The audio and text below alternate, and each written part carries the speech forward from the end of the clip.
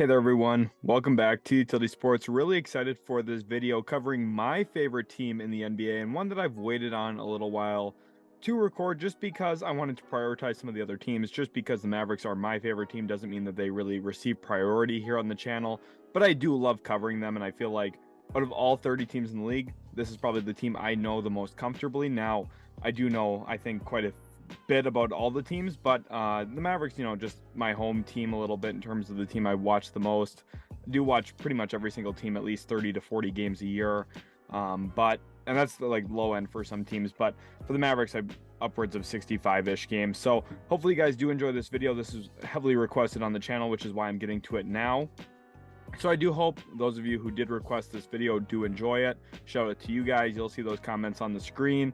And let's get into it with the Dallas Mavericks off-season preview. Just a reminder, if you do enjoy this video, find the information accurate, and something that you'd like to hear more videos from me in the future, make sure to leave a like, subscribe to the channel, and turn on the notification bell.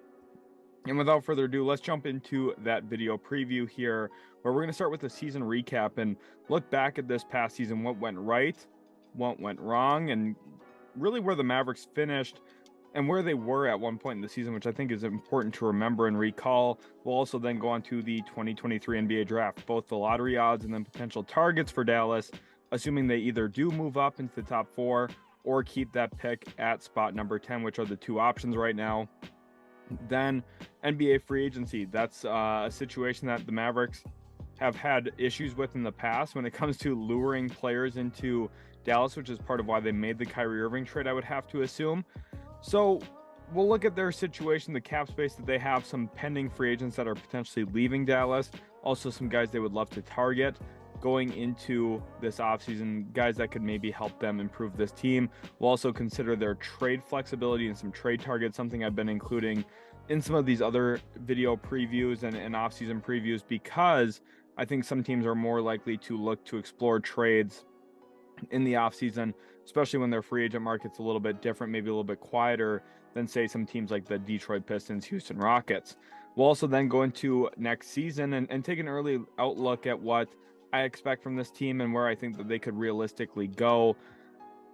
Dallas, there's a lot of negativity. I've been very negative of them basically since the week of the NBA trade deadline when they made a move that I just didn't like, but I still think there's some positives on this roster. So season recap, they went 38-44, finished 11th in the Western Conference, of course, infamously tanked out of the 10 seed with the intention of trying to put themselves in a position to have their draft pick this year.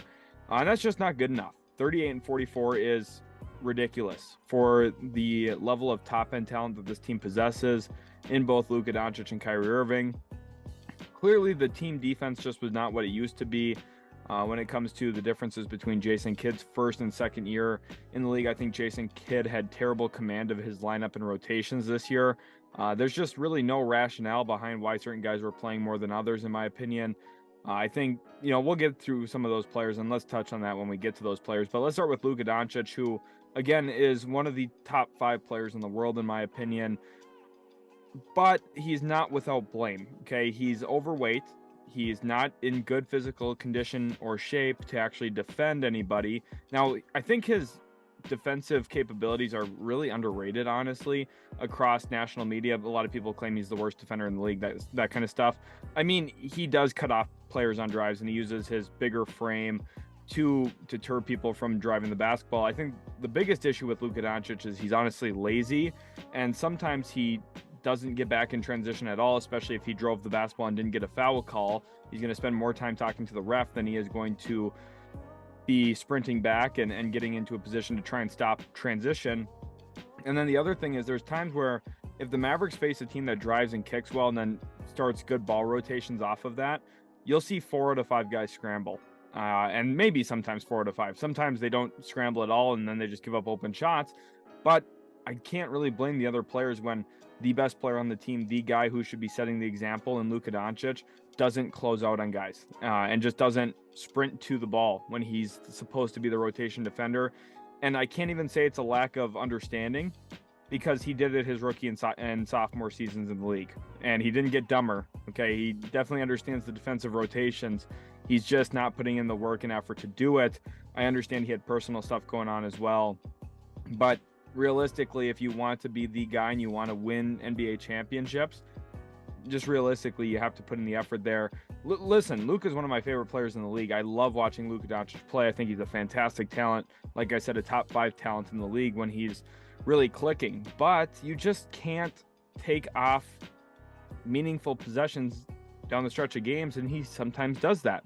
And it's part of the reason why the Mavericks are 38-44. Now, I understand the offensive load was so severe on him, but if he's really working so hard, he probably shouldn't be 15 pounds overweight and not in a spot where he's getting gassed, not only because of the workload, but also just because he's enjoyed one too many cervezas in the last couple of weeks before that game. Kyrie Irving, very, very talented player. I want to be very clear about that. Kyrie Irving was not really the problem with the Dallas Mavericks after he was acquired, in my opinion, but I said it when we traded for him. You could go back to that live stream. Maybe I'll try and link that into this video at some point, maybe in the description or something. Kyrie Irving, I gave the trade for him an F. The moment that the Mavericks pulled that trade off, within the first 10 minutes, I gave it an F grade. And my expectation wasn't that they would miss the playoffs this year. I just thought long-term it set themselves up for a lot of disaster and turmoil that was going to be very hard to unravel and undo. We'll talk about that later in this video, so stay tuned for that. But Kyrie Irving was not the problem in terms of why they missed the playoffs this year. The problem was the front office thought this was NBA 2K, and that if you had enough guys who had 90-plus overall, that they were just going to go out and win games without thinking at all about, oh, Kyrie Irving doesn't know any of our half-court sets, which we barely run anyway. Thank you, Jason Kidd. But the fact that he didn't really know any of them, and then the whole team has to adjust because of that, and you have to play a different style, and there's this huge adjustment for Luka Doncic playing with a guy that he's never played with anyone like him. I know people keep pointing to Brunson. Brunson and Kyrie are so different in terms of, the pace that they play with, the spots on the floor that they like to catch the ball and operate out of. It's just a completely different player. I understand they're both guards, and I understand they're both very good at scoring, and they both do some nice stuff as playmakers, but they just play completely differently. Kyrie's a little bit quicker, more downhill and off of a live dribble, whereas Brunson gets to his pivot foot more and is able to operate out of that and kind of plays more grounded than Kyrie Irving, not in a bad way, just a different way. And I think that, the fact that they didn't account for, hey, this is a really tight Western Conference and we have not at all locked up playoff positioning in any sense of the word. And now we're at a spot here where we're trading for someone who's going to be completely different than what our star players ever played like. It really did cause some issues for the Mavericks down the stretch. Again, not Kyrie's fault. This is management's fault. Josh Green, I think, had a very nice season for himself. Now, down the stretch of games and down the stretch of the season, Jason Kidd just stopped trusting him all of a sudden, playing him 15 minutes a game in key moments. And while the Mavericks would lose and they'd get out-athleted because this team doesn't have any athleticism really outside of Josh Green and outside of Christian Wood, who, let's skip down to Christian Wood. Jason Kidd just flat out hated him. And I don't understand the point of Nico Harrison making a trade for him, giving up last year's first-round pick to do so if the coach wasn't on board with it. And, you can tell me this, that, and the other thing about it. He tried. No, he didn't try it, okay? Christian Wood was the best rim protector on the team. I'm not saying he's a great one. I'm not saying he's a huge plus defender, but I'm telling you, he's sure as hell better than Dwight Powell defensively around the rim. And Dwight Powell is a terrifically terrible rebounder, and what I mean by that is you almost have to try to be as bad as he is, seemingly, when you're a 6'11" center. Christian Wood was second on the team in rebounds and was consistently getting DNP CDs and wasn't playing the second half of games. I don't understand, okay? Because Christian Wood is infinitely more talented offensively than Dwight Powell. Yes, I get Powell's a fantastic roller and knows how to catch lobs. Congratulations. I don't care. Christian Wood's a better player than him. And he was, on both ends, in my opinion, a better player than him because he provided one thing that the Mavericks didn't have outside of him, which is defensive athleticism at the center spot, which is protecting the rim. JaVale McGee was supposed to do that. That lasted for about 3 games to start the year. And then they said, yep, nope, we're done with that. They pulled the plug. And Jason Kidd, he had 2 athletes on the team that could have really helped this team, and playing them 30 minutes a night would have helped them win games. Josh Green, Christian Wood, he just didn't do it. He just didn't play them. He favored guys like Tim Hardaway Jr., Reggie Bullock, favored Dwight Powell, favored Maxi Kleber, who was supposed to come back and save the season. He had one really awesome shot against the Lakers. Outside of that, Maxi Kleber, you can't expect him coming off the hamstring injury to just come back and play the best defense on the team and be your rim protector and primary on-ball defender. Just not really how it works in the league. I mean, the whole season was a catastrophe, and Kidd's management of Green and Wood, I think, is a perfect example of some of the stuff that went wrong. Jaden Hardy also barely got any NBA time until the end of the season, and I think he could have helped this team as well early in the year when they had Dinwiddie still, kind of being that third guard in limited minutes. Now, I'm not saying that him spending some time with the Texas Legends was a bad idea. I think it was fine and actually really good for him, just kind of getting some more of those reps and going back to the G League in a different capacity than what he was as a prospect. I mean, I don't have any issue with that, really, but there's times where he's sitting on the bench for games at the NBA level and he just doesn't get in the game at all. I just don't understand that, because he was one of our better prospects and one of the guys that I think could have helped us more throughout the course of games. Reggie Bullock, year 2 was a disaster with him. He can't dribble the basketball. Couldn't really shoot it this year. I think his points per shot, or like versus his expected points per shot, was like one of the biggest drop-offs in the league. I think one of the only players that had a worse drop-off than him was Killian Hayes. So that's kind of the state of how the Mavericks roster was this year. Nico Harrison, I understand that they made a run to the Western Conference Finals. He didn't really add to the roster that made it there. I mean, his big signing, his big addition was Reggie Bullock, and his other signing that year was Sterling Brown. So it was basically Donnie Nelson's team that made it there for the most part. I think 7 of the 8 top guys in terms of minutes were players that were already existing on the roster before Nico Harrison got there. Of course, he made the Dinwiddie trade, whatever. You can say that's lost value as well, because Porzingis had a very nice year in Washington, and now we're just stuck with Bertans' contract because we rerouted Dinwiddie. I think the clock should be ticking on Nico Harrison. Now, I'm going to say this very clearly. It's not. Okay, Nico Harrison has a lot of job security right now. I just don't think he should. I think it's been a disaster. And to be honest with you, I could have told you this, but every single move he's made, I haven't loved. And now look at the state of the Mavericks roster. And we'll talk about their trade assets that they have later on in this video. And you'll say, wow, what happened to all of them? And well, you can thank Mr. Harrison for all of that. So jumping in here to our NBA draft lottery odds, and hopefully a little bit less negativity here at this spot of the video, because I need some manifestation. If you're a Mavs fan, let's get hashtag Victor to Dallas in the comment section down below, because we really need that.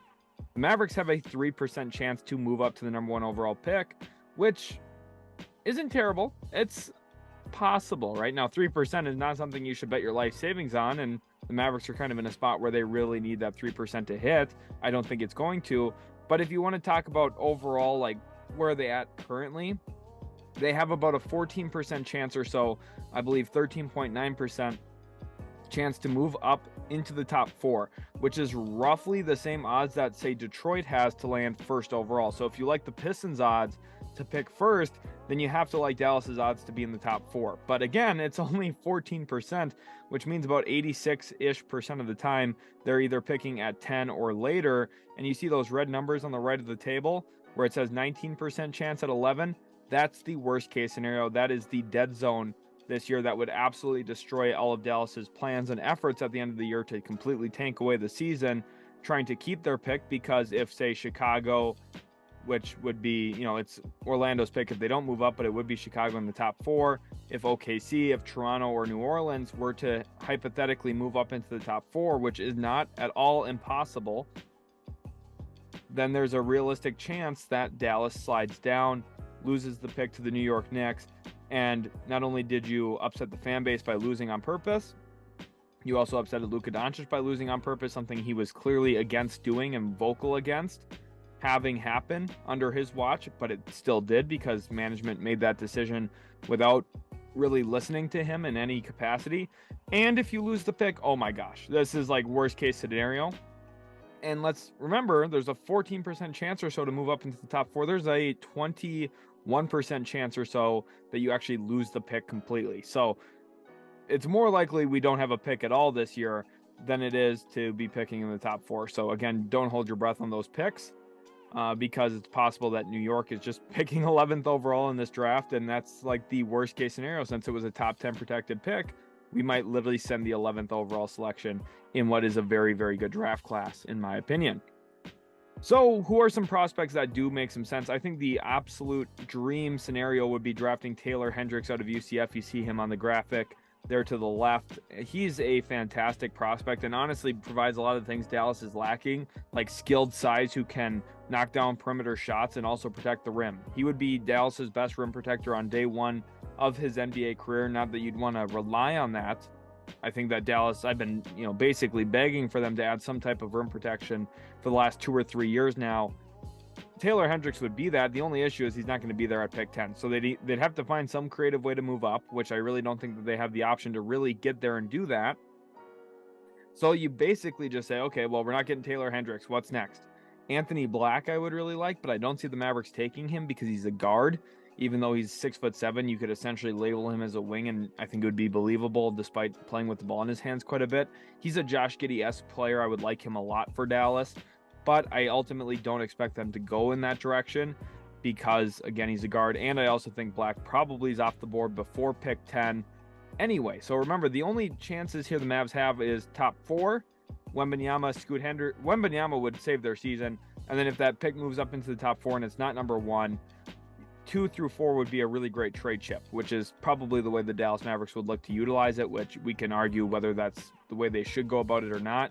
And then the other option is pick 10. Otherwise, remember the pick conveys to New York. So Nick Smith Jr. could be here, Grady Dick, Cason Wallace, Derek Lively. Derek Lively would be a reach probably at 10, but again, he's a center who protects the rim. 7'1", would be a fantastic rim runner, roll guy out of the pick and roll. I think he would fit really well with Luka Doncic and Kyrie Irving, and I think he'd give them some of those, defensive elements that they've really been lacking over the last few years. But I just don't really think the Mavericks have the cojones to actually pull the trigger on something like that. And realistically, if they stay at 10, they're probably looking to trade the pick anyway. So, I don't want to say this is a wasted portion of the video. I just don't think it's the most realistic outcome that Dallas sticks at this spot and takes somebody. I think it's more likely they try and facilitate a trade and get someone into the roster who is a little bit further into their careers to help kind of match the timeline with Luka and Kyrie Irving, which if the Mavericks would have just been patient, we wouldn't have had this problem.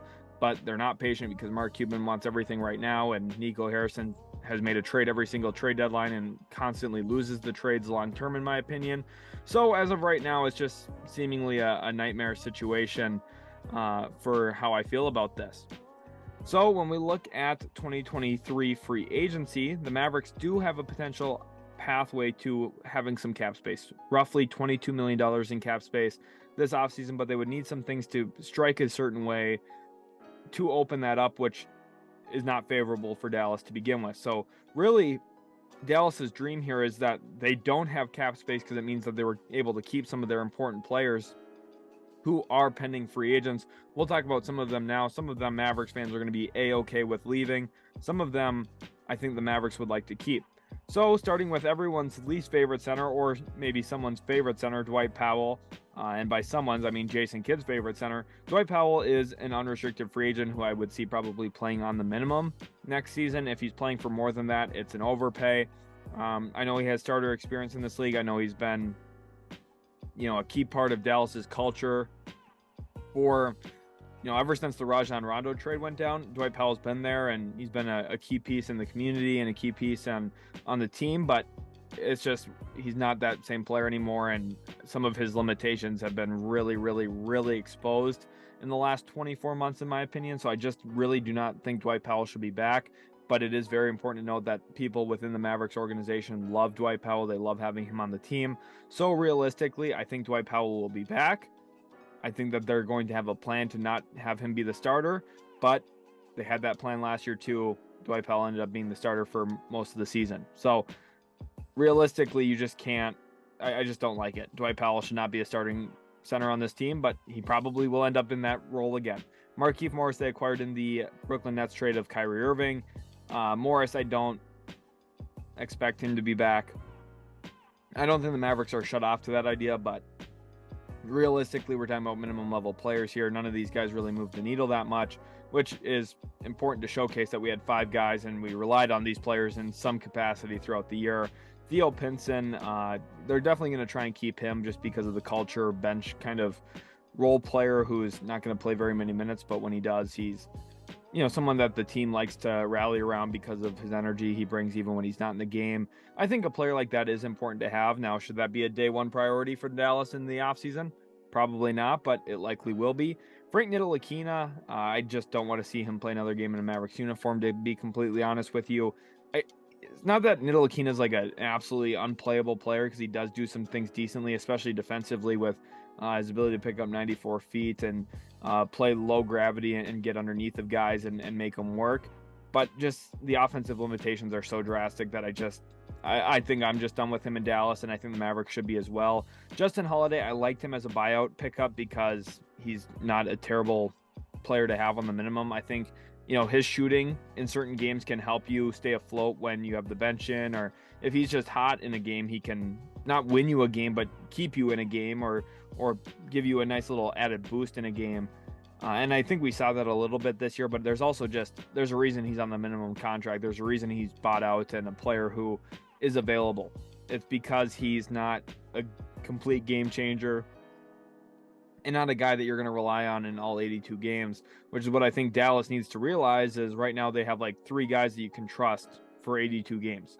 And outside of that, the rest of the players are kind of like spotty night to night. And because of that, you're going to have a long season, because night in, night out, you don't really know what you're getting from certain guys, which is a really difficult way to deal with stuff.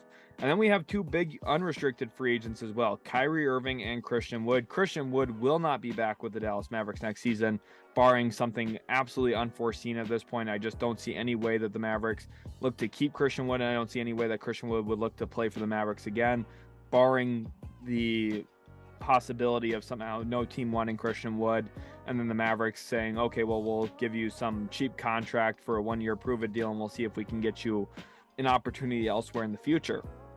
That's really the only way I see Wood returning to Dallas. I just think that's so far-fetched and so unlikely. I think Christian Wood can help a playoff team 100% in an off-the-bench role, or like the right starting spot next to a defensive-minded big. I think that he could have a really nice role on a team. I think everyone loves to knock Christian Wood. It's the cool thing to do for some reason. I don't really understand why. He's played on a bunch of bad teams in his career, the Mavericks included. And to be honest, he's not been a bad player. I think a great example of a guy who was in a similar role to him and kind of had a similar media narrative around him was Bobby Portis. And then he lands on the right team, the right moment, the right roster around him. And all of a sudden, Bobby Portis is a 6th Man of the Year candidate and a guy who everyone values and says, wow, where would Milwaukee be without him? And I think Christian Wood at some point maybe will find that setting and that situation. Dallas just unfortunately wasn't it, and it really comes down to Jason Kidd's reluctance to play him.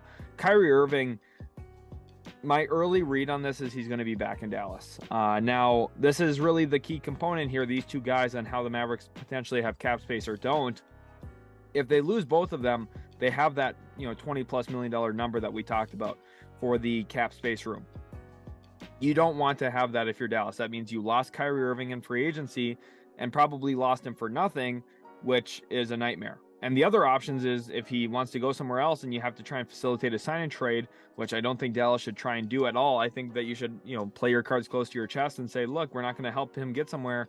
If you're another team, you have to try and dump everybody and fit him in. I don't think that there's a lot of teams that are going to be willing to do that, but we have seen that in the past. That's what the Knicks did to get Jalen Brunson. But the teams that I think are most likely to sign Kyrie Irving, the Los Angeles Lakers, who are reportedly not interested in doing so, I don't really believe that report. For me, I think the Lakers are interested in doing whatever they can to get better, and if they could find a way to fit Kyrie Irving in, they're going to look to do that. Now, the Mavericks, if they were to facilitate a sign trade, that's going to look like D'Angelo Russell and maybe Malik Beasley back. And it might sound, oh, well, that's better than losing him for nothing. Yeah, but the Lakers don't really have a way to just sign Kyrie Irving outright. It's just not going to happen. So if you're Dallas, you need to play hardball here and say, nope, we're not helping you, Lakers. We're just not going to do it. We're not signing and trading Kyrie Irving to LA. And we don't want D'Angelo Russell back. We don't want Malik Beasley back. Yes, those are 2 fine individual players. But if you think that's moving the needle here in Dallas, it's not. It doesn't address any of the significant, huge needs that this Mavericks team has. And then the other option is the Phoenix Suns. And the sign and trade piece back would be Chris Paul, depending on how Phoenix's season ends, is going to decide the desperation there for the Suns to make a move like that. I think Van Vliet would be a much more likely outcome for Phoenix than Kyrie. because I'm not sure if the Suns want to sign up for the Irving and Durant experience that we just saw Brooklyn go through. But realistically, just based on some of my questions about the likelihood of the Lakers or Suns getting something done for Kyrie, it just makes me believe that Kyrie Irving is going to be staying in Dallas and will be a Dallas Maverick on max money on a contract that is either 3 or 4 years long, which if you're a Mavericks fan, that should scare you, because it's possible Kyrie Irving is playing for Dallas longer than Luka Doncic is at this point moving forward. And yes, I said what I said. So going on to some free agency targets, and again, this is not a list of players that I'm absolutely in love with as additions for Dallas, but I think that's been a big theme of what's been really going on lately for the Dallas Mavericks. Everything that I've wanted them to do, they've seemingly done the opposite, except for draft Jaden Hardy, which I think was a good move. And I think a lot of fans would agree with that. Otherwise, everything else has been kind of like, oh, well, what does Mr. Utility Sports Guy think? And we'll do the exact opposite.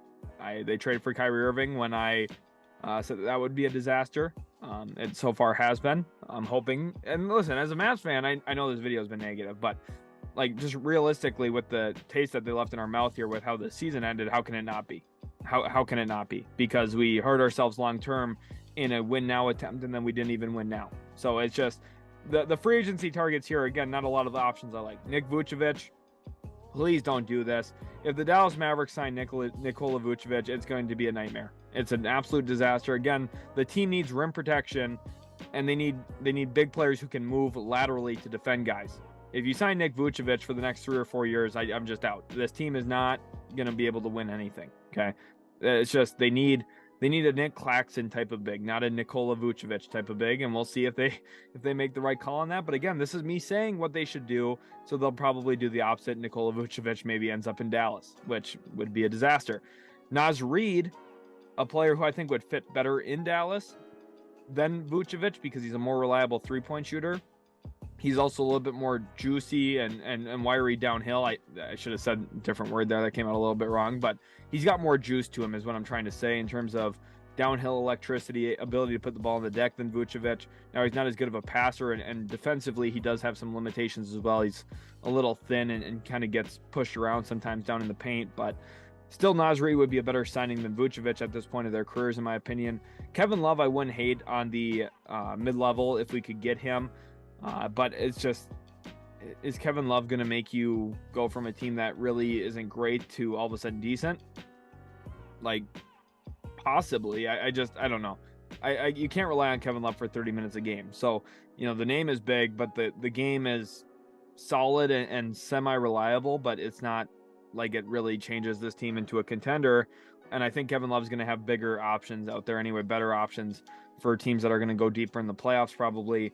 Seth Curry, I would like a reunion with him. I think the one big flaw of the Mavericks team building over the last few years is this idea that Luka Doncic has so much scoring gravity and downhill gravity, which is true, that we don't really need the best shooters. We just need decent ones in order to shoot effectively from three.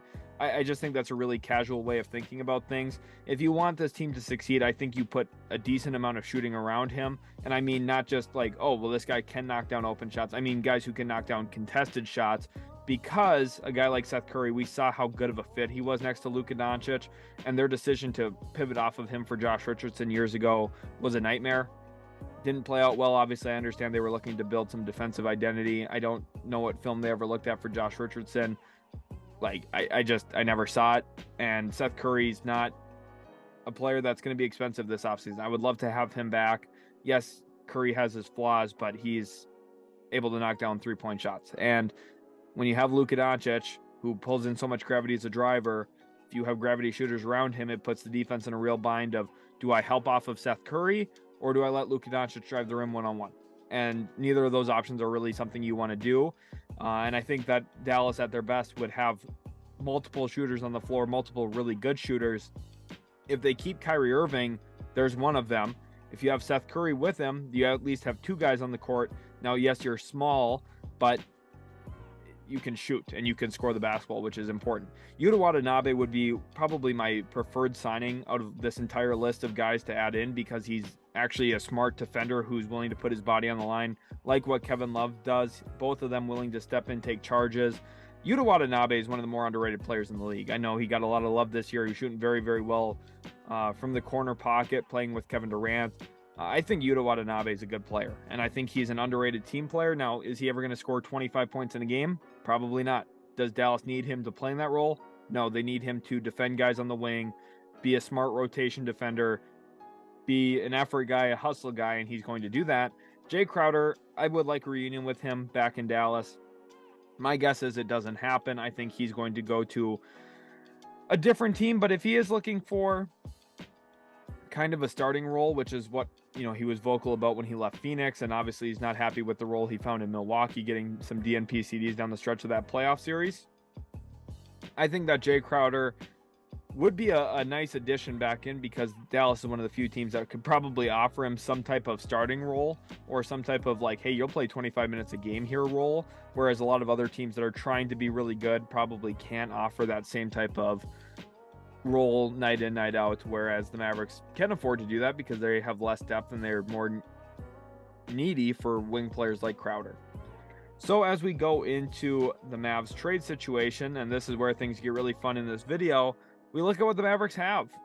And that's their 2023 first, as long as it stays in the top 10. Remember, picks 1 through 4 if they moved up, or pick 10. If it goes to 11, this pick conveys to the New York Knicks, which again, there was like a 19% chance it's at 11. So they semi have that pick as of right now. We'll see after the lottery if they actually do or not. Moving up to the top 4 would be so important for this team. They really need it in my eyes. They also have their 2027 first round pick, which they can trade. They trade the 2029 first in a deal for Kyrie Irving. And remember, the fact that their pick did not convey this year also means that they don't have access to trading their 2025 first, because it's backed up through 2024 and 2025. So they're actually in a bind when it comes to making any trades around that pick. They also don't have any second rounders in the next 7 drafts, because they've given up a ton of second rounders in a whole bunch of deals. One of them was the Jaden Hardy trade, which I respect. The other ones was kind of just thrown around and just, oh, here, we'll give you a couple second rounders to do this. They gave a couple second rounders to Brooklyn as well, with that 2029 first rounder in the trade for Kyrie Irving. So assuming they keep that 2023 first in the lottery, they don't have access to 25 or 29. Obviously, they have access to 23 and 27 to trade. So that's really what they'd have to build a trade package around. And since they're so limited in trade assets, it's kind of hard to see them making a big trade for some of the bigger names out there. The OG Anunoby, Mikal Bridges of the world. Yeah, you can cross those guys off your list, because it's just not going to happen. OG Anunoby is going to require at least 2, probably more than 2, probably 2 firsts and a good young player, or maybe even 3 firsts and a decent young player. And Mikal Bridges is going to require 4 firsts and maybe even some other good stuff in there too, because of the way he played to end the season for Brooklyn. So you can cancel OG Anunoby and Mikal Bridges trade rumors to Dallas. It's just not going to happen. So then my preferred player would be Nick Claxton, who I referenced earlier. If the Brooklyn Nets are willing to make some moves, which I think they are, they moved off of their entire coaching staff. Basically, Jacques Vaughn kind of cleared house there and is going to bring in his own guys. And a big gripe of Jacques Vaughn's throughout the year was rebounding the ball. And if you don't look at the center and say, well, that's kind of your job, and Nick Claxton was really tasked with some difficulties in terms of rebounding for his team, because the rest of the guys just didn't do it very well. And that was one of Jacques Vaughn's biggest pet peeves. So could Dallas theoretically scoop in, or slide in and scoop up Nick Claxton? Possibly. I think he'd be a fantastic addition onto this team and would really help them. He was having a really great Defensive Player of the Year case prior to Jaren Jackson Jr. coming back healthy, and then also just once Durant and Irving left, the team kind of changed and Claxton's role changed, and just the national media attention also lessened because of that, which I do think hurt Claxton's odds at making an all-defensive team and also gaining votes for Defensive Player of the Year. But he had a fantastic defensive season. He's one of the better shot blockers. He also moves decently well out in space, which makes me think that Nick Claxton would be a perfect home run addition for the Dallas Mavericks. But now that I'm saying that, they're not going to do it. They'll look more at something like John Collins, who I think would be a nightmare decision to add to this team, especially if they have to give up something to go get him. The only way I'd be interested in taking in John Collins if it's almost like a reclamation project and, oh, we don't really have to give up that much to get him type of deal. And I know Hawks fans are going to say, well, we're not doing that, and I don't blame them. They shouldn't do that. They shouldn't take in, like, a Davis Bertans contract for John Collins. But the reason why I don't want John Collins is he's making $25 million a year for, like, the next 3 or 4 years. And he averaged, like, 12 points a game this year. not that points per game is like the end all be all, but like, why the hell would we trade for John Collins when Christian Wood didn't work? Like, I would love a great explanation on that, because it's just John Collins doesn't give us the defensive answers that we need. He's not a like perfect offensive fit next to Luka Doncic. Now he's athletic, which is something I'd like, but so is Christian Wood, and just didn't really play him and didn't really put him in the pick and roll as much as we should have with Luka. And there's a lot of flaws to what the Mavericks tried to do, and because of that, I just don't think John Collins is a fit. But I could see Nico Harrison exploring that, because John Collins is perennially on the trade block for a good reason, and the Mavericks probably will sniff around that. Buddy Hield would be a nice acquisition, because again, I think that they need shooting, but I just don't think the two teams come to a price point that makes sense. Hield is from Texas, so I think, you know, a reunion there makes some sense as well.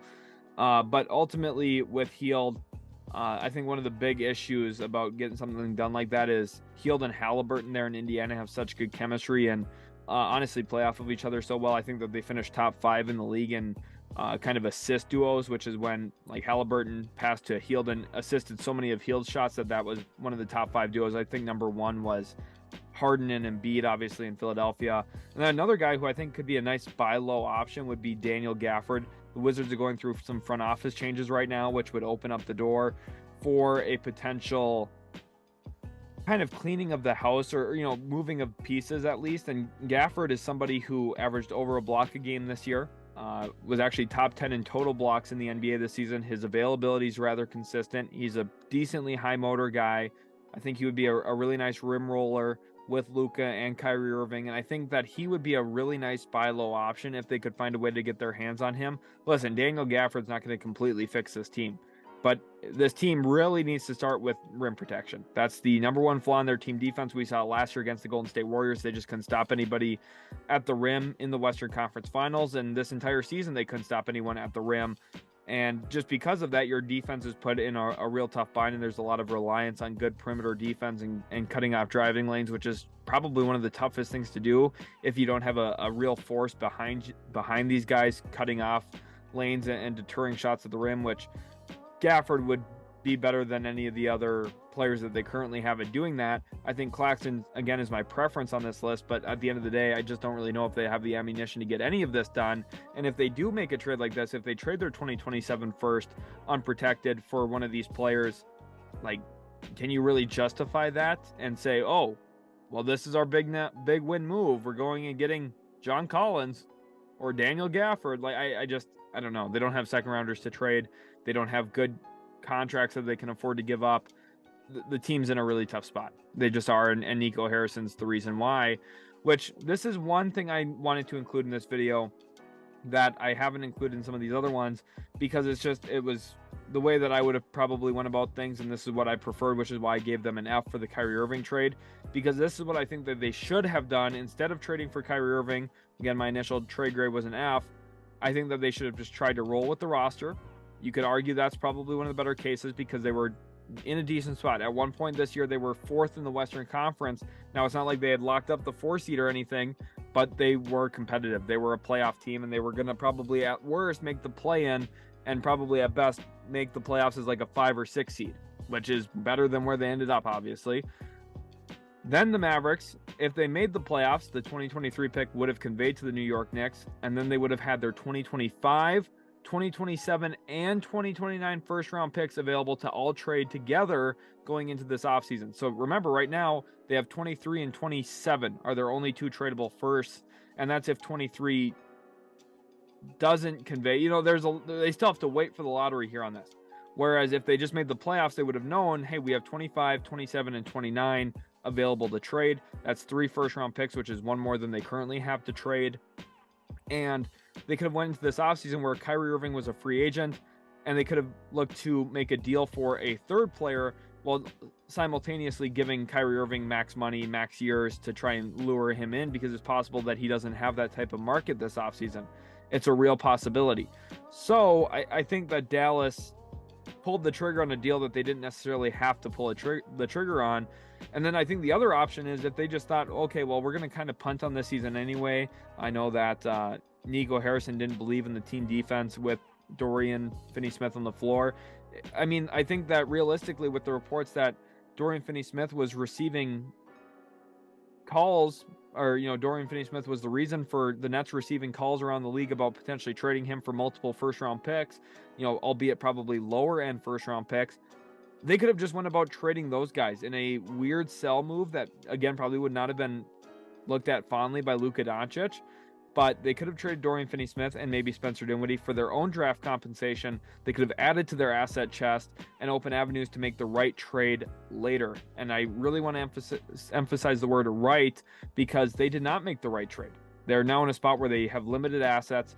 They have limited pathways to getting better. They don't have a lot of flexibility. Kyrie Irving could dart in free agency, and ultimately the Mavericks could owe a 2029 first-round pick completely unprotected because they had Kyrie Irving for like 20 games. That's the nightmare worst-case scenario, but it's a realistic possibility at this point. Whereas if they went about it this other way, sell off some pieces, they could have had maybe 4, 5, 6 tradable first-round picks, depending on what they were able to get for Dinwiddie and Dorian. And then they could have went into this offseason as one of the better positioned teams to make the right trade at the right time. And then they would have also had cap space to go out and get a guy like Kyrie Irving, or maybe they could have pursued Chris Middleton this offseason. Or there's a few other pieces too that could have made some sense. So they ultimately didn't go about that in the right way at all. And because of that, they're now in a spot where you just say, well, they're kind of screwed long term, which is where I'm currently at with the team, honestly. So the early outlook for next season, this team's not going to be as terrible as I've made them out to sound, because they have Luka Doncic, who is, again, one of the top 5 players in the world. And I know I've been very critical of this team. It's just because I think that pretty much every time that they should have zigged, they zagged. And they made just the wrong call at a lot of certain pivot moments. And because of that, they find themselves in a spot with limited assets, limited flexibility, really not reliable cap space, and a star player who at some point could look to ask out in Luka Doncic, which would be an absolute nightmare, disaster, and kind of the end of the world worst case scenario for the Dallas Mavericks if that were to ever come around.